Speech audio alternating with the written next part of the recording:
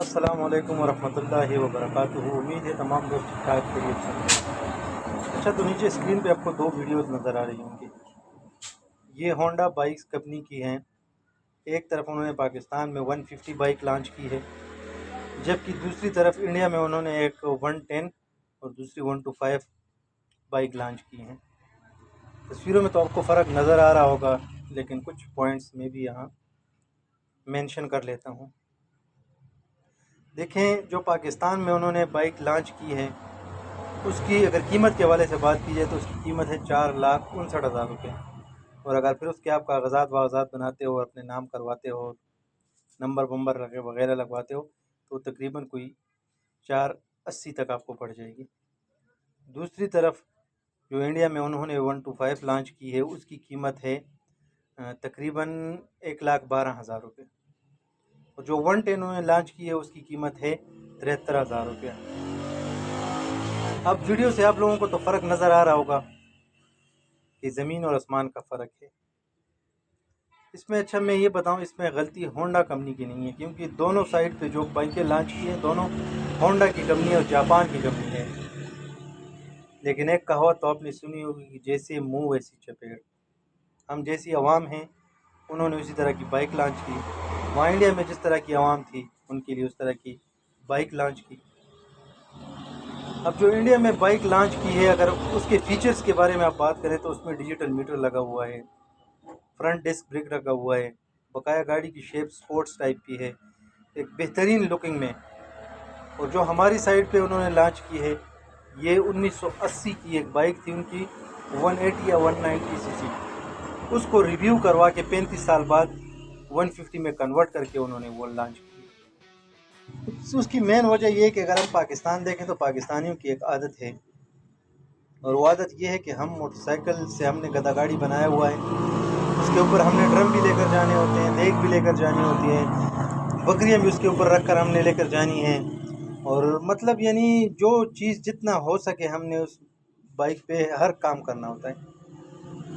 اس کی وجہ یہ ہے کہ ہمارے ہاں بقایا گاڑیاں بہت مہنگی ہیں، دوسری طرف انڈیا میں ہے، اور بات کمپٹیشن کی بھی ہے۔ یہاں پرسوں میں نے ایک ویڈیو بنائی تھی، وہ پوزیشن ہولڈر کے حوالے سے کہ بورڈ میں لوگ پوزیشن لے رہے ہیں، یعنی آج تک کوئی ایسا انجینئر پیدا نہیں ہوا جس نے کوئی اس بائک میں صرف چینجنگ لے کر آیا ہو۔ دوسری طرف انڈیا ہے، وہاں آپ جا کے دیکھیں، وہاں ان کی ہیرو کمپنی، بجاج، اس طرح مختلف یعنی بہت ساری کمپنیاں ہیں، تو وہاں ہونڈا کو سخت کمپٹیشن کا مقابلہ ہے۔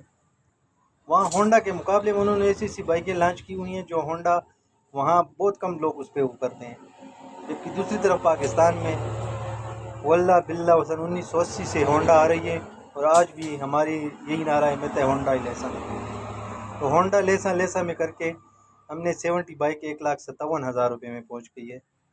اگر کاغذات ملا کے تو 1,65,000 میں صرف آپ کو CD 70 ملتی ہے، کوئی چینجنگ اس میں نہیں ہوتی، بس سال بدلتا ہے، اسٹیکر بدلتا ہے، بقایا بائک وہی رہتی ہے۔ جہاں عوام میں شعور ختم ہو جائے، جہاں عوام اپنا حق لینا چھوڑ دیں، وہاں پھر ایسی چیز ہوتی ہیں۔ اور یہ بائکیں مہنگا کرنے میں ہونڈا کا کوئی ہاتھ نہیں ہے، یہ آپ کے حکمرانوں کا قصور ہے۔ یعنی یہ 3 سال پہلے جب چائنا 70 کی بائک 45,000 روپے پہ ملتی تھی، آج وہی بائک 1,20,000 1,25,000 پہ چلی گئی ہے۔ اس کی وجہ یہ نہیں ہے کہ اس کی کاسٹ زیادہ ہو گئی ہے، تو مسئلہ کاسٹ کا نہیں ہے، مسئلہ ہے ٹیکس کا۔ یہ حکومت جو ہے نا، یہ اتنا زیادہ ٹیکس لے رہی ہے کہ بائکیں یہاں تک پہنچ گئی ہیں۔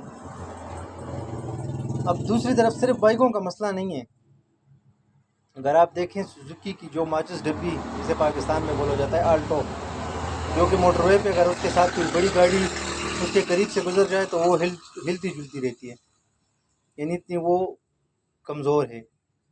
اس کی قیمت 30 لاکھ روپے سے اوپر ہے۔ اور دوسری طرف انڈیا میں ماروتی سوزوکی کی قیمت آپ جا کے چیک کر لیں، 2,70,000 روپے ہے۔ 2,70,000 سے ماروتی سوزوکی وہاں سٹارٹ ہوتی ہے، اور اچھی سے اچھی گاڑی 5.5 لاکھ روپے میں جا کے لگتی ہے، دوسری طرف 30 لاکھ روپے۔ تو یہ سارا گیم جو ہے نا، وہ ان کمپنیوں کا قصور نہیں ہے، قصور آپ کے حکمرانوں کا ہے، ہماری عوام کا ہے، کیونکہ ہم بے دراغ ٹیکس لگا ہوا ہے، کوئی پوچھنے والا نہیں ہے۔ یعنی آپ یہ ٹول پلازوں کو صرف جا کے چیک کر لیں، صرف اسلام آباد کا ٹول پلازا آپ دیکھ لیں، لاکھوں گاڑیاں وہاں سے گزرتی ہیں. آج تک کسی کو پتہ ہے کہ یہ جو ٹول کے پیسے اکٹھے ہوتے ہیں یہ کدھر جا رہے ہیں؟ لیکن نہیں. اور عوام میں بالکل میں کہتا ہوں کہ ہم میں وہ شعور بالکل ختم ہو گیا ہے. تو جیسے منہ ویسے چپیڑ والی بات ہے. تو اس میں قصور ہونڈا کا نہیں ہے، ہماری عوام کا ہی ہے کہ ان کو نئی چیز ان کے نصیب میں نہیں ہے. اب دو ملک ایک ساتھ آزاد ہوئے، مجھے پتہ ہے بہت سے دانشورہ کے یہاں کہیں گے کہ بھئی ہمارا پیسہ کمزور ہے، انڈیا کا پیسہ تگڑا ہے. تو کیوں ہے؟ یہی سوال ہے میرا کہ ہم ایک ساتھ آزاد ہوئے، ہم سے ان کی آبادی زیادہ ہے، 1 ارب 40 کروڑ آبادی والا ملک ہے، ہم 25 کروڑ کی عوام ہیں. کس چیز کی کمی ہے اس ملک میں؟ لیکن پھر بھی ہم اگر بنگلہ دیش، انڈیا اور افغانستان تینوں کی کرنسی ملائی جائے تو پھر بھی ڈالر کے مقابلے میں ہم سب سے 1 نمبر پہ آتے ہیں. اتنا مہنگا. لیکن میرے پاکستانیوں ایک بات یاد رکھنا، ہر گزرتا وقت اس ملک میں غریب کے لیے قیامت بن کے آ رہا ہے. اور یہ حکمران اسی طرح ٹیکس لگاتے رہیں گے، اپنے خرچے نکالتے رہیں گے اور ہم اسی طرح ان کے منہ دیکھتے رہیں گے. تو یہ ایک چھوٹا سا تقابلہ تھا جو میں نے آپ کے سامنے رکھا انڈیا اور پاکستان کا.